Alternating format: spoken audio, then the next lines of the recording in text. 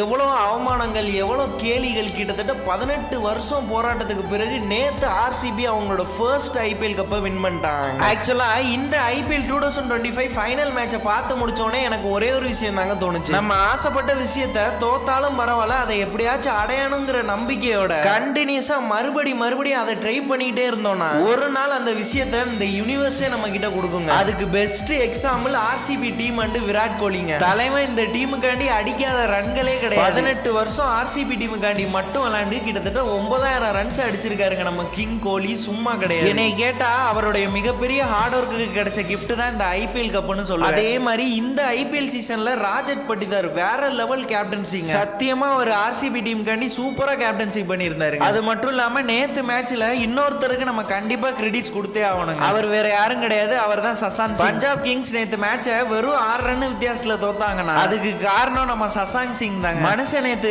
One மேனா கடைசி வரைக்கும் Punjab கிங்ஸை win பண்ண வைக்கிறக்காண்டி போராடிக்கிட்டு இருந்தாருங்க. மொத்தமா 61 ரன்ஸ் அடிச்சிருந்தாருங்க. எனிவேஸ் இந்த வருஷம் ஆர்சிபி ஐபிஎல் கப்பை வின் பண்ணதை பத்தி நீங்க என்ன நினைக்கிறீங்க அப்படிங்கறத மறக்காம கீழே கமெண்ட்ஸ்ல சொல்லிட்டு போங்க.